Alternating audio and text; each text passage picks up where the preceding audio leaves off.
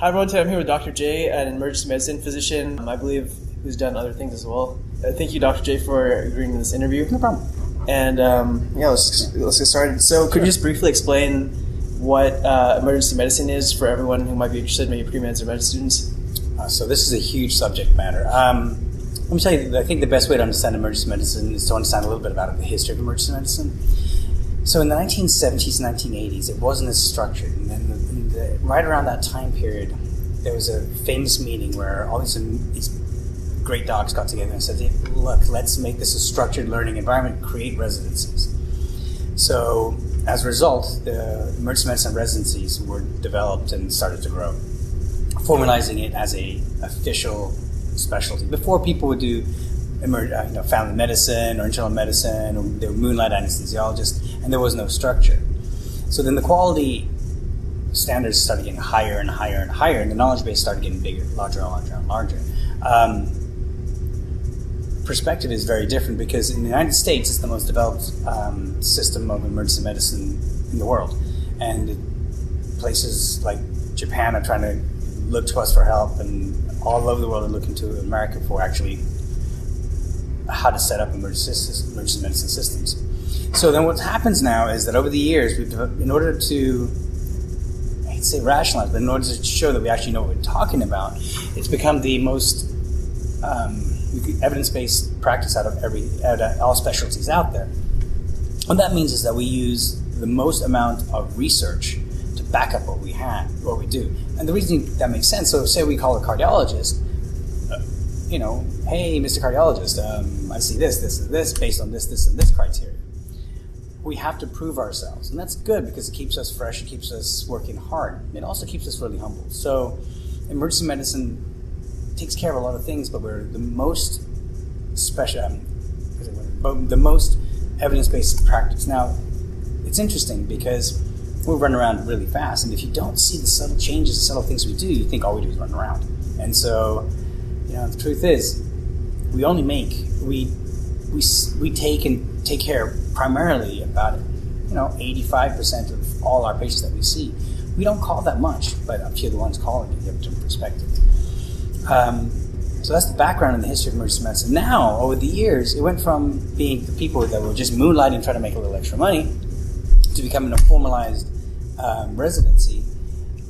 And I'm a bit of a dork, but I got to say I'm pretty proud of the fact that now it's actually last 4 years, it's been the hardest residency to get into. Now, this year, orthopedics were number one, and we were number two. But the years prior, we were the hardest residency to get into because the applicants are amazing. So that's kind of an emergency medicine in a nutshell, from its beginning to how it is right now. And right now, it's I'm obviously proud about doing it, but it's a trip. It's always changing. So why did you choose emergency medicine, and what was your particular path to the field? Mine was definitely not linear. This is my fourth career. I started life when I was a med student. I had an amazing mentor, and because of him, I actually ended up getting about 1,000. Actually, graduating med school with 1,000 surgeries under my belt, and I was actually gung ho wanted to be a surgeon, and I used to go to Ecuador and do cleft lip and palate. That was my thing. My wife's a urologist, so she matched in a residency, and I'm like, you know what? This is not really fitting me doing this type of surgery. So I ended up starting residency as a general surgeon. First year, it didn't fit me. I was really sad. I thought that was appropriate. You're supposed to be sad when you're your first year intern. You're supposed to be miserable.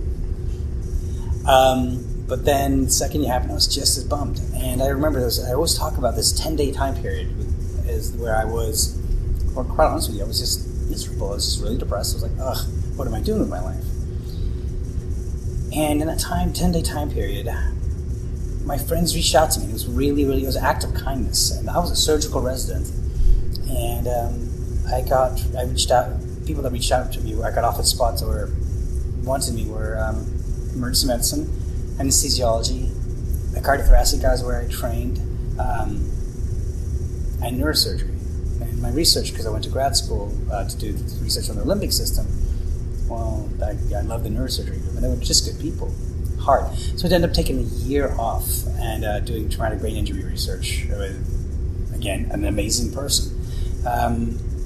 And ended up applying for emergency medicine. And I went to a program where it was a great group of people. We had lots of fun. My attendings were fantastic. They let me be the goofball that I am. And eventually I ended up here in Sacramento. How's that for a non-linear story? It's in like grad school, plus like surgery, plus like emergency medicine. Okay, so what subspecialties are there in emergency medicine? So that's great. That's actually really interesting. They're always growing and changing now. So emergency medicine obviously is a big field. And when you go through residency, you get trained to do a lot of stuff. But there are ways to get even more training. Friends of mine do fellowships in pediatrics, ultrasound. I'll be honest with you, if I was younger, I'd probably do a fellowship in education. One of my friends is doing a fellowship in education. There's toxicology. There's tactical medicine, I believe. More importantly, there's also EMS. You can actually do a fellowship by this amazing guy. Now I can call one of my friends, an amazing attending of mine, a guy named Jeremy Cushman, led the charge about being a medical director of an EMS department, having the resources to learn how to do it in the format of a fellowship. That's a big deal. So pediatrics, tox, EMS, ultrasound, pediatrics education. I'm sure I'm missing a lot. Sports medicine? Oh yeah, sports medicine. And also ICU.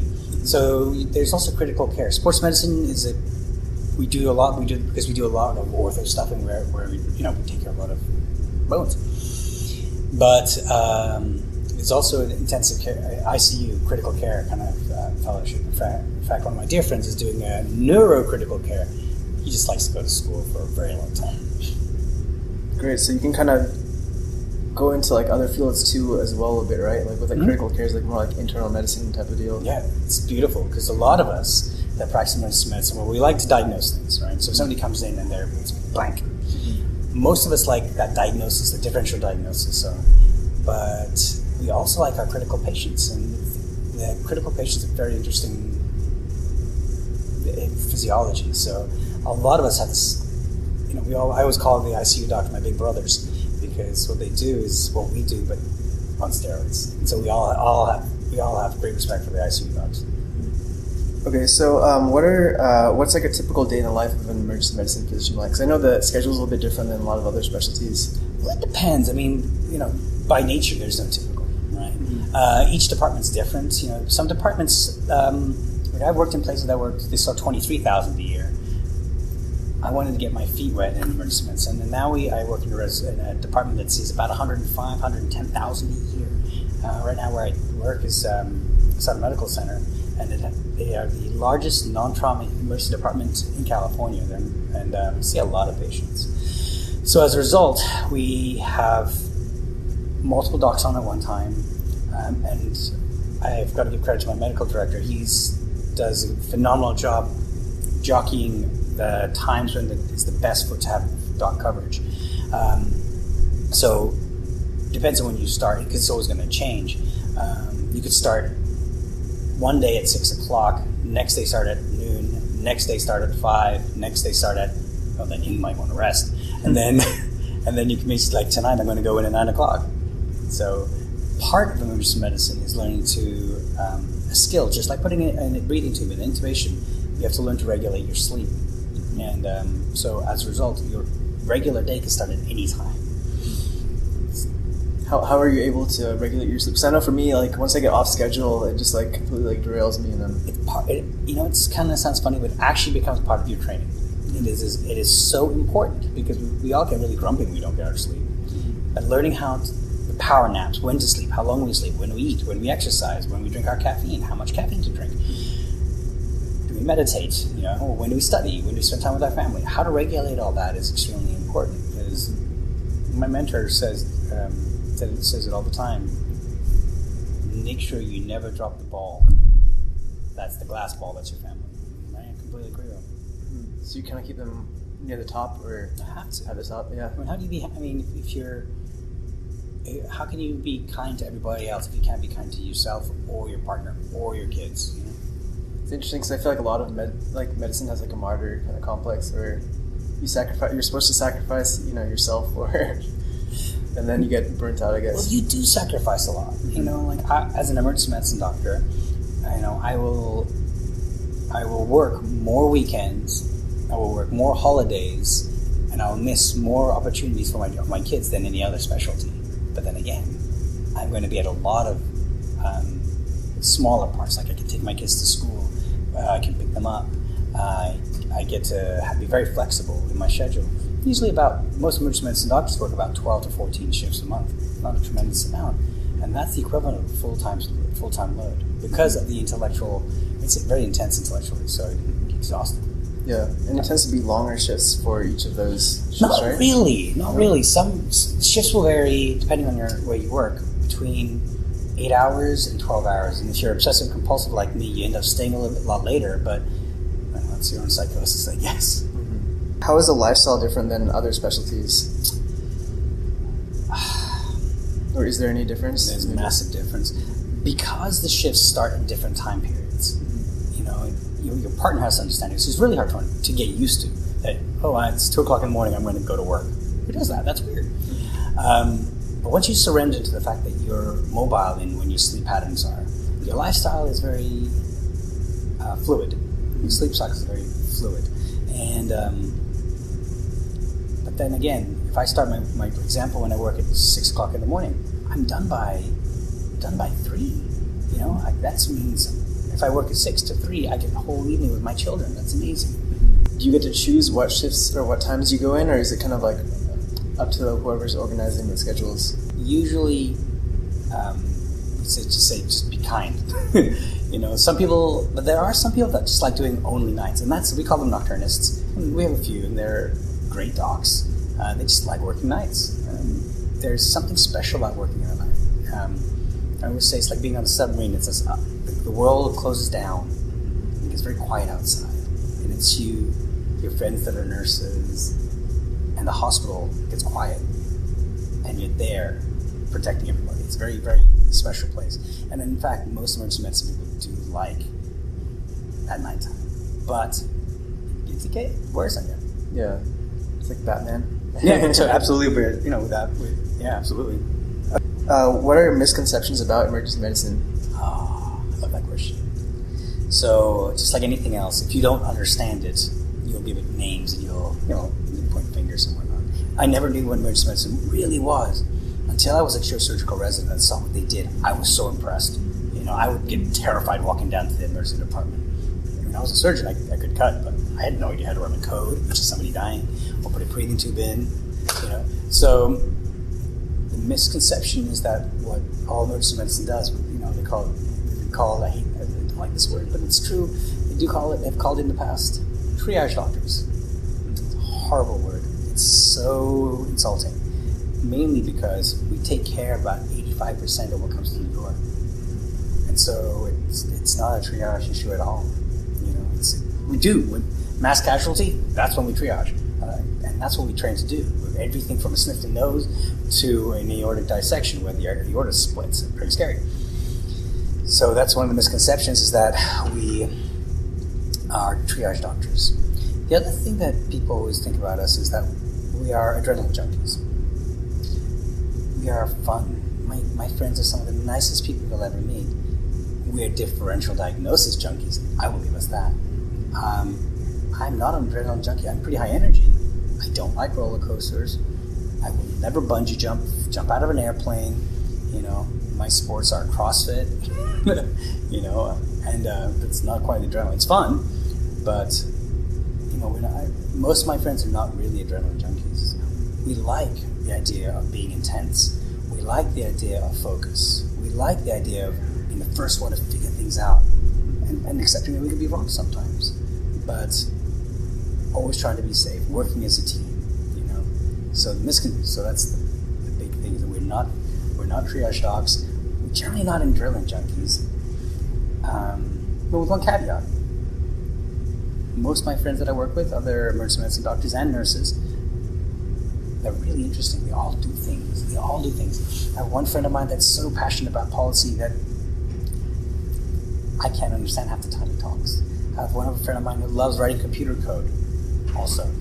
Ones and zeros, I don't get it. I have a friend of mine that loves climbing. A friend of mine that he might be a bit of a drown junkie. Some people. I have a friend of mine that loves the cello. I have a friend of mine that loves. A bunch of us do a lot of sports, so we do obstacle course races like Spartans together. So we tend to be people I just like. So I haven't heard that as much in some of the other specialties that I've interviewed. And so I was wondering how you'd recommend people try to get into different aspects, whether it's with the hobbies or with like policy or with like research. Do you think that's a little bit more easier with like the kind of like the schedule, how the EM is structured, or is there certain things that you do to be able to do that? Well, it depends on what you're doing in your department. So in my department, my thing is education. Okay, I do two things that I geek out on. Okay, I love education and I love mentorship. There's a lot of great people out there that want to go into emergency medicine, great people who want to go into med school, and I really believe that it's on us to take care of the next generation, like you. And I like teaching because I've always found that people make it more difficult than it is, which I never understood that sometimes. So if you are known to be the education guy or the policy guy or the person that wants to learn the ultrasound guy or the pediatric guy, I'm lucky. I work in a phenomenal department. I'm sorry for everyone else around, but probably my favorite department in the whole area. My medical director is fantastic, so he knows what we do. And what happens is the schedule for us is done 3 months in advance. So when you know, I just talked to the UC Davis pre-health conference on Saturday. I knew that was coming, so I made sure that I had that day off. So you just mark the day off, and they work. And most medical directors work around it because they know that if you don't have something else that you are passionate about, you're going to burn out. Is that similar for other specialties, or just like more so emergency, do you think? What, making sure you have something else? Or making it like the medical directors being more kind of like flexible with the scheduling for the person? I would say they're more flexible with emergency medicine because we can be. We only work about 12 to 14 shifts average per month, so there's more leeway when you have time off. Okay, because it seems like if you're doing like a 9 to 5, like family medicine or whatever, the schedule is like 5 days a week. If you take a day off in the middle, it might kind of messes everything up. Yeah. Yeah, exactly. The average emergency medicine doctor works about 3 days a week. The schedule is definitely more conducive to doing your own other interests compared to other specialties. So what's most challenging and what's most rewarding about emergency medicine? Most challenging part? I'm not a morning person. For me, getting up early, that's why there's coffee. The most challenging part is the fact that you have to be A game all the time. You get trained, you learn stuff, and some of it's cruise control. The challenging part is keeping your wits about you and not losing your cool and not becoming this tyrant kind of thing, which is easy. I work with good people. What was the second question? Most rewarding. I have a rule. Those that scribe with me, they know this, that I always walk out and I always say, did I do good medicine today? And was I kind? It's easy to give a pill and it's easy to cut and stuff. But at the end of the day, what makes medicine is more than just give it a pill, isn't it? You're looking at somebody and say, whatever you're going to say, but you can say it kindly. Unfortunately, I have to tell people that their family member dies, or it looks like they might have a cancer or diabetes. And I think the most rewarding part is being able to do that with kindness. That, and also being able to, for me personally, through emergency medicine, through the stuff I do, is to mentor people. One of the people I mentored actually is going to the med school that I went to, and has some of the same teachers. I'm honestly completely flattered. He's brilliant. I'm average, but completely flattered that he's at the same med school. He keeps texting me. He's like, I know. That's cool. Yeah, it is. Okay, so are there certain personality types or people that do better in emergency medicine? Like, I'm going to quote a guy named Billy Mallon. He said that there are two type of people in medicine: people with ADHD and those who lie about it. We tend to be very rapid thinkers. We like to figure things out. We like the Rubik's cubes. We don't do well sitting still, waiting for things to happen. Drive us nuts. In fact, with my friends, it's almost a game. We work so hard so that the other person has to sit still and then watch them fidget. The personality types is generally people that want to change the world. Most emergency medicine doctors see life beyond that room. They're very intense, and for intellectually, they like to be the one diagnosing things. Doesn't mean we're always right, but we like to diagnose things. But I will tell you, especially in our department, we have people that are high energy like me, and we have people that are, in Portuguese, manso, cool. You can't rile them up if you punch them in the nose, So the personality trait really is defined by what geeks you out. And I think the thing that drives, when I mentor people, I talk to them what they want to do you like diagnosing things? Do you like a blank slate? Do you like figuring things out, pulling at branches, trying to figure out what the tree looks like? One of my favorite phrases is that knowledge is like a tree. You're falling out of the tree, and you're reaching for leaves, hoping that the leaf you're going to grab is going to be a feather that's going to be the one that teaches you to fly. Right? So we want structure, and we're trying to figure this world out. So, that'd be the trait, the one that liked the differential diagnosis. Could you kind of give us tips for medical students on how to match into emergency medicine? So, we know that specialties, the popularity in specialty comes up and down. It's usually about an every 8-year cycle. But right now, we know that emergency medicine is the hardest to get into. So, one of the great equalizers is step one. So if you're about to take step one, hunker down, really, really focus on it, and do what you need to do well. If you historically don't do well on tests, get tested for learning disability. There's no shame in that. The goal is what's important, being able to take that test. If you get test anxiety, go see a therapist, maybe figure out how to work through your anxieties. But you have to do well in step one. Once you score about 220 and above, you're playing ball. Now, because emergency medicine is also very research-driven, we really value people that like research. So, and it doesn't have to be anything NIH-y or anything super fancy, but we like people that are curious. We're getting that emergency medicine people who like to diagnose things and figure stuff out.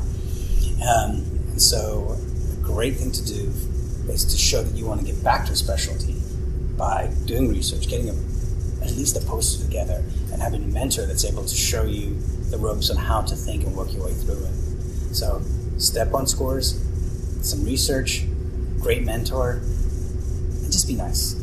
Honestly, the best thing you can do in emergency medicine, once you know your stuff and you're cooking, be nice. There's no room for arrogance, especially in emergency medicine. Mm-hmm. Okay, great. Just a second. I need to make sure one of the cameras might have gone off.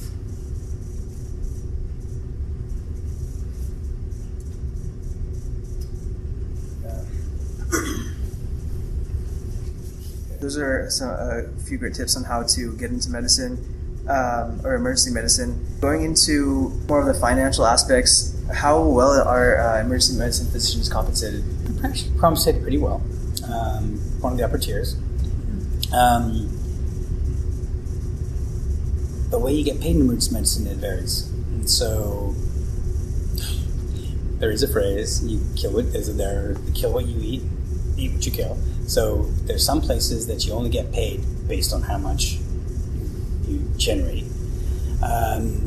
Some places are strictly per hour. Something like Kaiser has a generally strictly per hour kind of idea. But I think most overall, what we call a base salary, where you get paid something per hour, and based on how much you're able to generate, that adds on. I personally like to be quality and not super expensive. I like to do the best I can to keep the costs down by keeping the diagnosis.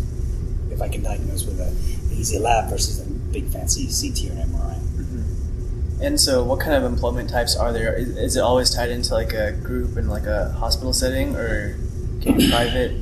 Well, there's a lot of locum work probably available to you.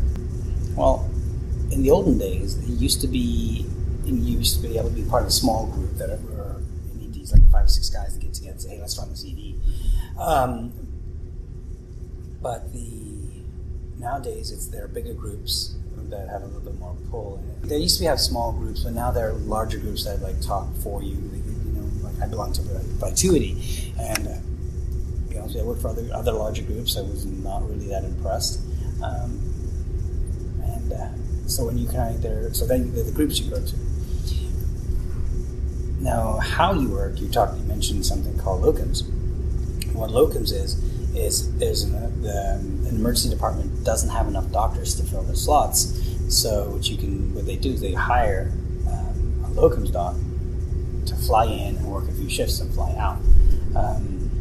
I actually tell a lot of people to do that coming out of residency, because it's a really good way to get your feet wet and know how to do practice medicine. Other things you can do, sometimes the locum stuff takes you internationally, which is also kind of a fun way to do travel. Yeah. Mm-hmm. Going into the results from working all the time, how you mentioned keeping your family first as a way to just like feel like kind of be mentally and just like physically better. Are there any other tips that you have for preventing burnout? Yes. So this is a big thing, and this big push in medicine in general. So we're going to worry about, in general, all those types of medicine, we've got to worry about burnout and suicide rates. They're skyrocketing. I don't know if you know that. The latest numbers that come out that women in emergency medicine are in medicine, doctors are 2.3 times the national average risk of suicide, and we talk about men are, I think, about 1.5 to 1.6. That is more than the national average for people that have dedicated their lives to helping others. That's wrong, and I think the keys to burnout, to preventing the suicide rates, is burnout, and I'm very opinionated about it, like most things. And the way we can prevent burnout is, one, just being kind to each other. Emergency medicine people in general are really kind. My friends in my department right now, I'm honored to call my friends and my coworkers. So being kind to each other, being aware of the signs of burnout. When you start just ordering things and just order them, there are all these signs of burnout. Not caring about what you're doing. Some people do that. Once you realize it, you're going to start burning out. The big anchors are going to be, your kids. The reason you're doing it, doing this for a reason that's more than just money driven. Having something beyond just the job that inspires you. For me, like I said, it's education or working out or have you. So burnout can be prevented or ameliorated. I personally believe that the reason why we had especially in emergency medicine, we had such a high burnout rate for years, was a lot of people that were going into practicing emergency medicine were not trained to do it. Now remember that 1 in 3 people in the United States practicing emergency medicine is actually trained via a residency to practice it. Everyone else has been grandfathered in, or family medicine, or have you. But in the training, they didn't have that training on how to sleep cycle, or it's a different culture. So as we start growing as a specialty and start going from 33% to 40% to 50%, I truly believe that the burnout rates are going to go down, because we're going to select for the people that are able to juggle and have that mindset of emergency medicine, rather than going into med school and then go to family medicine or something like along those lines, and you're not trained. You're not. That's not what motivated you initially. So burnout's a big deal, and coming in, having other things to do, and realizing you spend time with your family, getting good sleep, getting good exercise. Those that are religious realize that there's something more to life than just life. Those that aren't religious realize that kindness can guide you. There needs to be a higher calling for all of us at some level. Okay, and then how do you balance all those things? Like, how do you fit time in? Do you just like have a strict schedule that you try to follow, or? No, that's that is one of the difficult things with emergency medicine. We don't really have a strict schedule, but working only 12 days a month, you have a lot of wiggle room. Mm-hmm. So I guess that the lifestyle of EM kind of lends itself to balancing a little better. Yeah. Okay. Are there any tips that you'd recommend for physicians to handle their finances better? Yeah. Especially because we don't get a lot of business or like financial training, so if you have personal experience. Best advice I can give somebody is live in their means. Now, I'm not the greatest at it. If my wife sees this,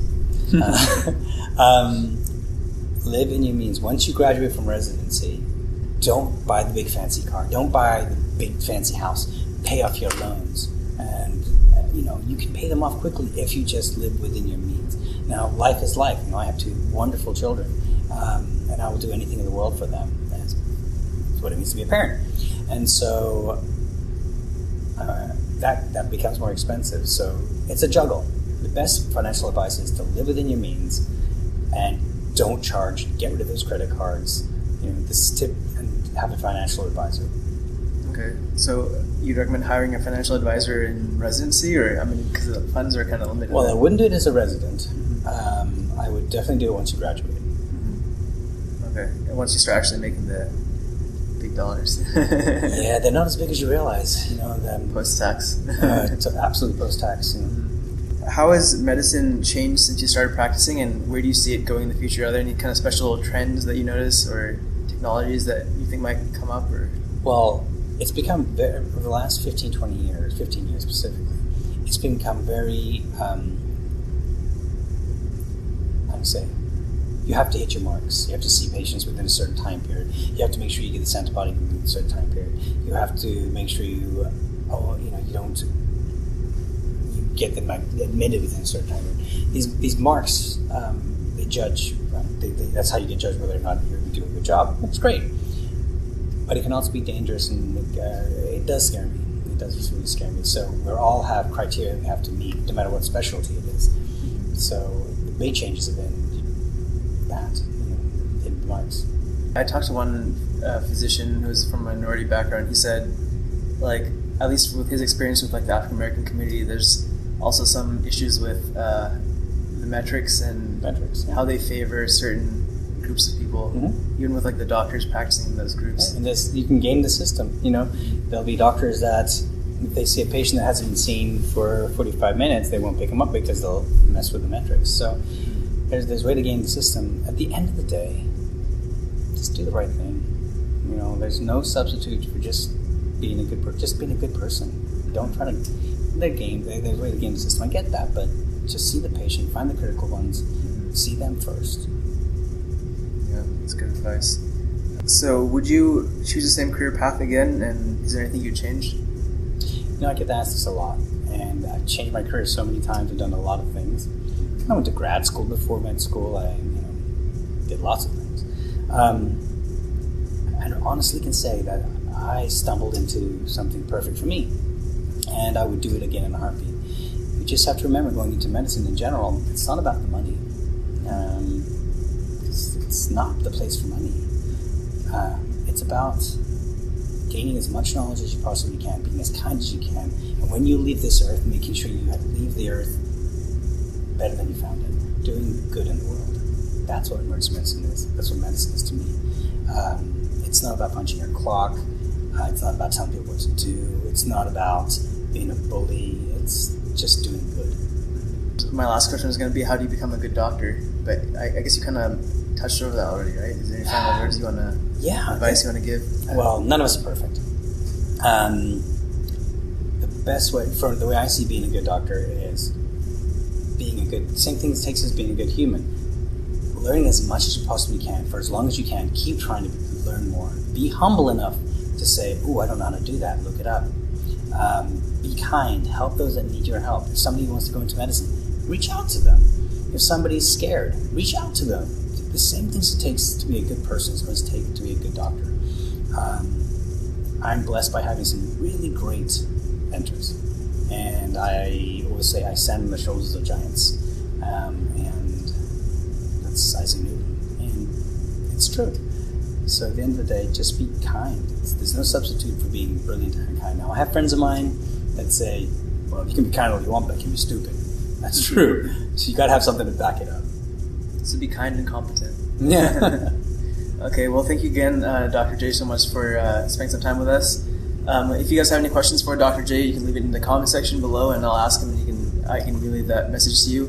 Let me know who you guys like me to interview next, what specialty, and I'll try to get them for you guys as well. Thank you guys so much for watching, and hope you guys have a great rest of your day.